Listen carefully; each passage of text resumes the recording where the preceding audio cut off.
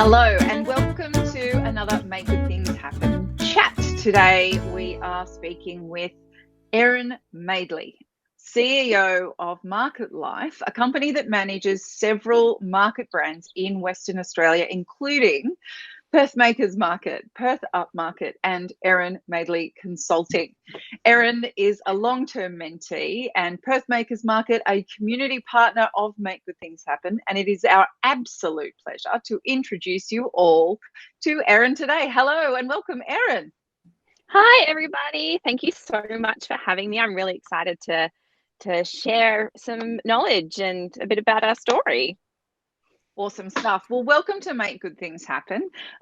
Erin, you are the founder, manager, owner behind Perth Makers Market, your first brand of many. Tell us about what led you to the handmade market community.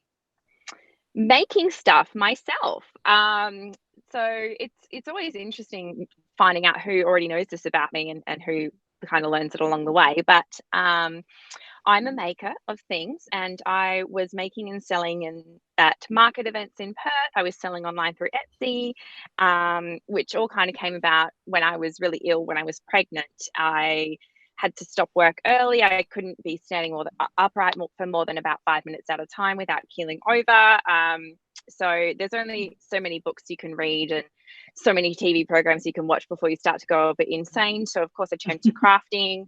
And from there, I started getting asked to make things for people and sell them. And then that turned into attending markets myself in person, which I found really frustrating at the time. So at the time in Perth, there wasn't anything that was really strictly locally handmade. There'd be market events that said that they were handmade only, but you would turn up and you'd be selling alongside somebody who has either designed and had products manufactured overseas, or they've imported goods, and it just meant that it wasn't even playing field for makers. And so I saw a gap in the market there, and I was a bit bored in my day job at the time, and so I was looking for something else to do.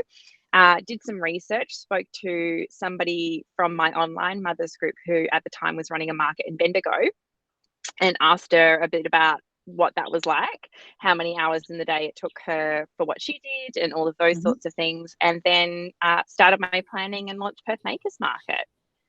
So that's amazing. Yeah, that's how it all came about. Wonderful story. And how long has Perth Makers Market been going for now? We're in our 6th year now. So we had our first event in February of 2016. So I started planning it October of 2015. And so, yeah, within 4 or 5 months, we were up and running with our first event. So it all came together really, really quickly. Wow, that's amazing. Yeah. And if that wasn't enough for you to manage, you've more recently become the owner and manager of the Perth Up Market suite of events. So a big congratulations in order for you, first and foremost. Thank you. But tell us a little bit about the kinds of events that Up Market hosts and what Perth makers can expect.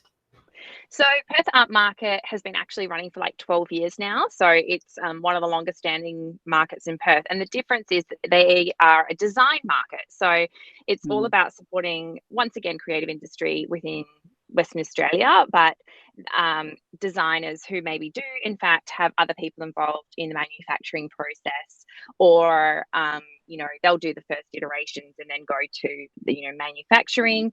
And so within the Perth Up Market brand, you have Perth Up Market, which is where you're going to find more of designers and makers and that sort of your typical market experience that you would find, but it is more high-end designer style products.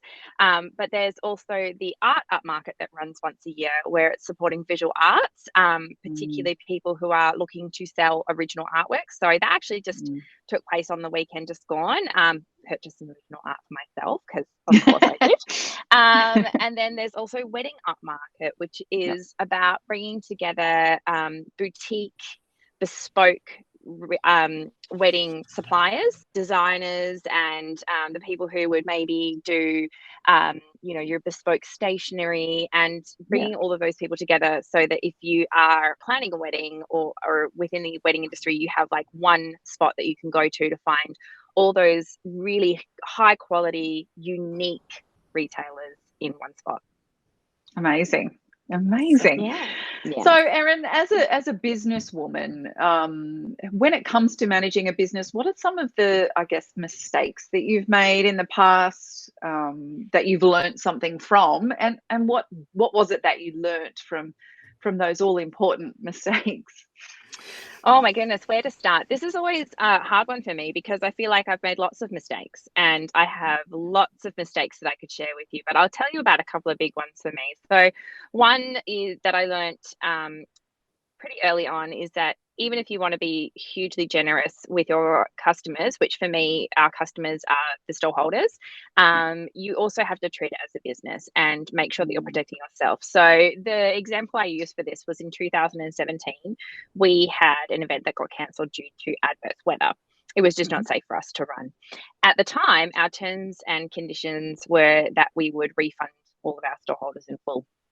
And I nearly went out of business because as much as I felt bad for everybody that, they didn't have an event that could take place and therefore I didn't feel like I should take their money, all of my expenses had already happened. And unfortunately, I'm not a charity. I'm not a nonprofit. This is my full-time job and I do have a family to support. So it's important that the business does in fact run as a business. So, we do make exceptions to our terms and conditions, but it did teach me a real lesson in that even if you want to be the most generous person in the world, you do have to treat it as a business. And sometimes that means being the mean person in the room and saying no.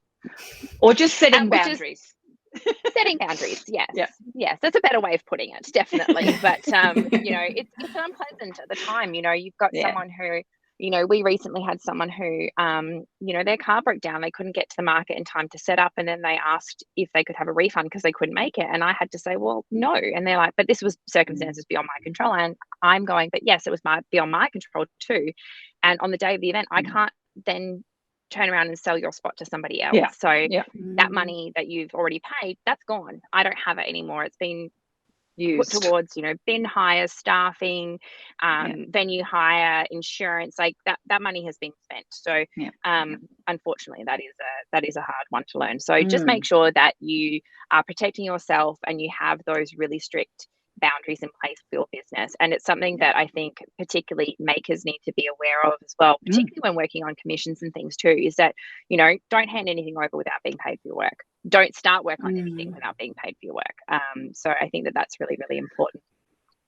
The other one that is, so you can tell me to shush if that's enough, but no. I have more. So the other one that is my big one is boundaries between work and home life. So when I first started the business, I was still working 3 days a week in my regular job and I had kids that were 2 and 4 years old. And I started a business. And so I was working in whatever spare time I could find, which was always out of hours. And because that became the expectation for people was that I was just always available. Even once I quit my day job and my kids were in school, I still was taking calls on weekends and nights and working weekends and nights, and that's not sustainable. I'm also someone who very openly will talk about I have a history of depression and I am medicated for my anxiety. I have really bad anxiety that I have to manage. So one of the things that I've now had to put in place is I'm only available certain hours. So if you message me on Facebook, on Instagram, if you send an email to me, if you call my phone, everything that you encounter will say, I work Monday to Friday, 9:30 a.m. until 2:30 p.m. And if you try and contact me outside of those hours, I'm not going to answer. I will answer you when I'm in the office. So I think it's really, really important that you build those boundaries into place because as a small business owner, particularly when you're, running everything yourself, it's so easy to let those boundaries just push further and further out. Away. They slip away 100%. and then you run yourself down, you get burnt out. And as the saying goes, you cannot pour from an empty cup.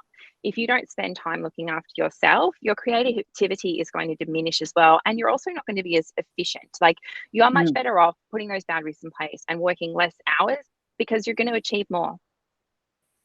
Yep, I couldn't agree more. Such not only wise advice, but thank you so much for sharing so openly and honestly with us. I know that a lot of our audience and makers will connect with that story as well. So yeah, we appreciate your honesty. I guess I'm keen to know, as someone who does spend a lot of time with makers like us, and even though you're working with makers on the other side of the country to where we are, what is something that you see that successful makers have in common? Yeah. They treat it as a business. It's not a hobby. So that's the biggest thing that I think is also difficult for makers to do, is take that mindset shift from a hobby to a business. Particularly because so many of us, when we do get started, it does start as a hobby, and then you kind of go down the line and it turns into a business as you progress. And making that shift of it isn't just a hobby, it is a business, and it does need to pay you. So the minute that you put yourself in that mindset of a business owner, everything starts to shift. You start considering things in a different way. And some of the things that I see people do who are running really successfully is, they're tracking things. If they're going to an event, what was the event? What was the weather on the day of the event? What was the crowd like? Had they been there before? What was their most successfully sold product? If people were purchasing multiple items, what was the average price of the item and what was the total sale price? Are you looking at the demographics of, who it is that's coming? And if you're a hobbyist, often you're not thinking about any of these things. And the minute you put that business person hat on, you go, actually, this is hugely important. And I'd say that's the biggest thing that I see for the people who are successful. And, we've had people who, our market's the very first one that they've ever attended, and they've grown to the point now where they're wholesaling and stocked in multiple locations, selling online, overseas, and even going to the point of having a warehouse or a bricks and mortar location of their own. But that's the big thing for me, is that, putting that business mindset into place, and then starting to consider things in a different way. Is, oh yeah, I don't really feel like I'm good enough to charge X amount of money. But well, no, if you're selling it to somebody sees value in what it is that you're doing. So charge appropriately. Don't just charge for the costume materials. Your time is of value too. So, just shifting that mindset into business mode is the biggest thing that I'd say that helps people to be really successful. That is great advice. And yeah, I think Renee will agree. That's something that we've definitely tried to impress upon the maker community, is if you feel like it's going to be a business, like, start thinking about it as a business from a really early point in the growth of the whole thing, because otherwise you can really make a lot of mistakes that are difficult to recover from later. And it's really typical of the planning being a huge part of it. So as a market event organizer, what advice would you give emerging makers who are thinking about getting involved in markets? What is it that you see as an event curator in an application for a stall that makes you go, oh yeah, I would definitely accept that emerging designer into my market? What is it that you're looking for, and how can you advise makers about that? So my first piece of advice is do your research. Not all markets are created equal. And particularly in Perth, there is such a diverse range of what constitutes a market here. And I'm sure that's the same anywhere else. Like, you've got your local swap meet, you've got your farmers market, you've got your monthly markets that are run by your local Lions Club or Rotary. Then you have your bigger events like what I do, which occur select times throughout the year.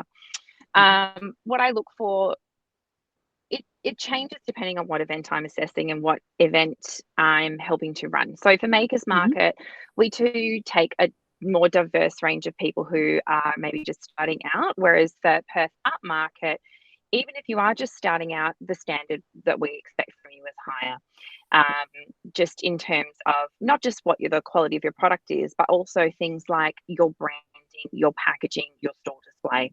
So do your research into where you want to go.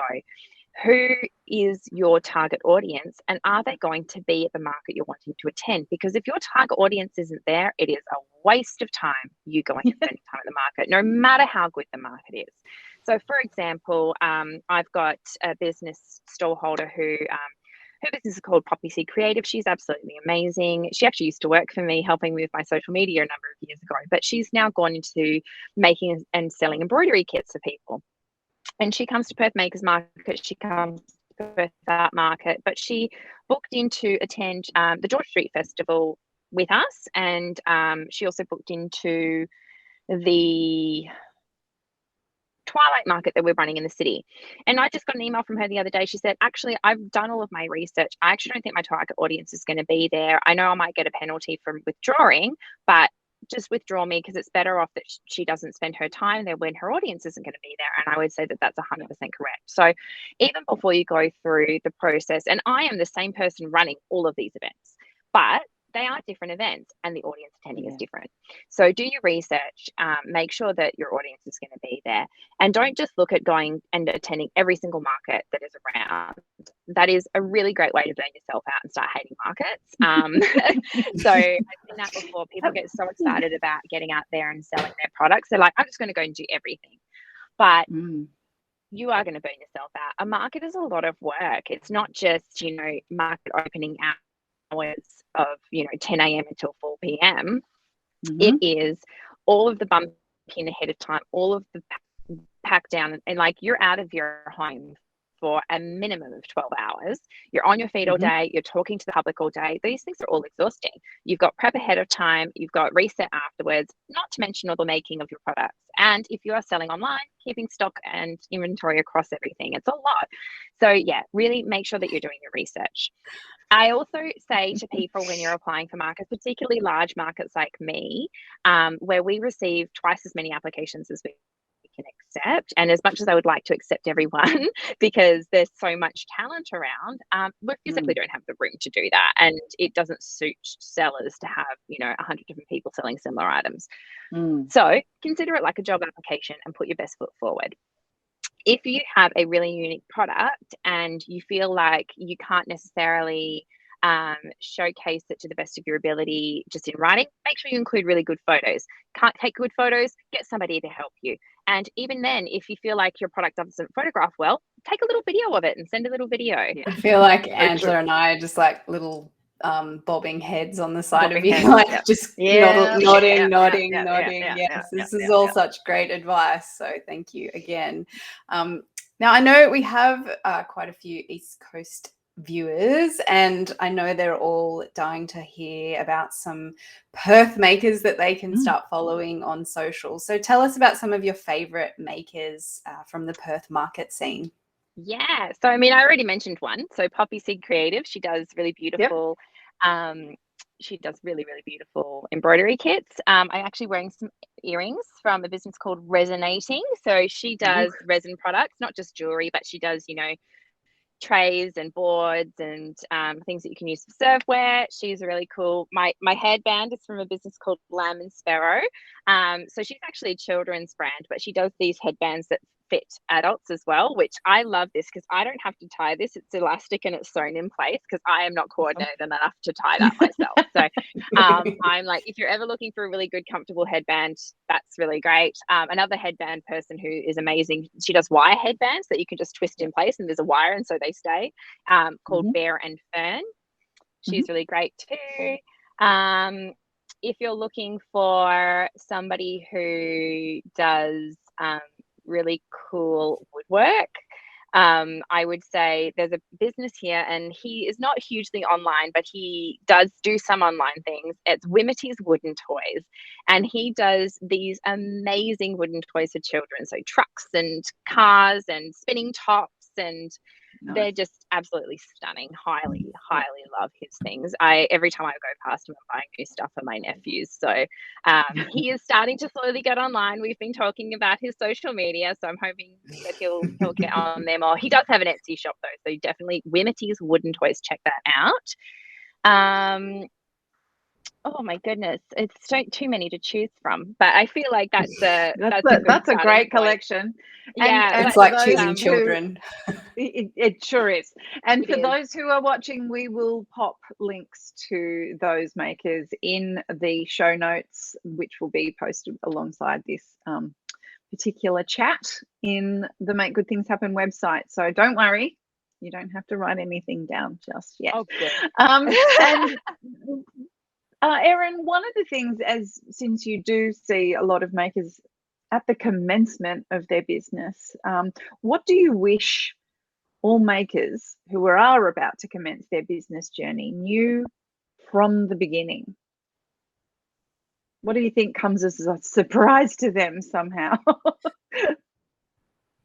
Once again, that whole thing of considering it as a business as Yeah, opposed to a hobby and just starting to sell. Because so many makers, that is how they get in. You ask them how they get into it. It's the same way as how I got into it, is that people are like, oh, do you sell those? And then you go, oh, I don't, but I could. And then you just start selling. And when I was selling as a storeholder myself at markets, I only ever considered it a hobby. I didn't ever treat it like a full-blown business. But it is something that I do think a lot of people need to spend the time and effort to do their research to make sure that they are doing the best thing for themselves. One of the areas that I do see people kind of freaking out about is social media. So social media, as we all know, is a really big beast, and there are a billion different platforms that you could be on. My advice is always pick one or two and focus on those. Have a really good content strategy and check in with it regularly. Plan in advance around the events that you're doing as well, but don't feel like you need to be on everything, because you don't. The two that we tend to recommend are Facebook and Instagram, but TikTok isn't, as we know, a really big growing platform, but you can repurpose content from one platform to another. So don't feel like that's the thing that you can't do, that you always have to have original content across all your platforms. If you look at what we do, you'll notice that that's not the case. We don't post the same thing at the same time, but you absolutely can do that. And Instagram will post to Facebook. So I'd say, pick a couple and focus on it. But it is important to have some kind of presence online, because even if you're just planning to only ever sell at one or two markets, you don't plan on having an online shop, guaranteed you're going to go somewhere, somebody is going to see your stuff, love it, and want to find you later. And if you're not available to be found online, you're missing out on sales. So even if that's just that you have a social media presence, that's all you need. You don't have to build your own standalone website. You can always add that down the line if you're ready. So true. So true. So true, Snap. So true. Oh, well, thank you so much, Erin, for your time today, and also your valuable insights. I know that the Perth makers are going to really get a lot out of this, but the Make Good Things Happen community as well will just, really appreciate this chat. So thank you again for your time. What I'm going to do is not only pop links to the makers that you mentioned, but I'll also put links to all of your market brands as well. Perth Makers Market, Perth Up Market, the Wedding Up Market. And of course, for makers that are looking to apply for those markets, there'll be links and details on your website about that as well. Maybe I'll even try and get to Perth. Yes, maybe we should plan a trip. I love that. You'll never want to leave. It's such a nice place. I hear that. I've never been. Well, thank you everyone for watching. We are looking forward to bringing you our next chat soon. And as always, if you have any questions or comments, let us know below, and we look forward to seeing you again soon. Bye. Thank you, Erin. Thanks for your time. Thanks for having me. Cheers.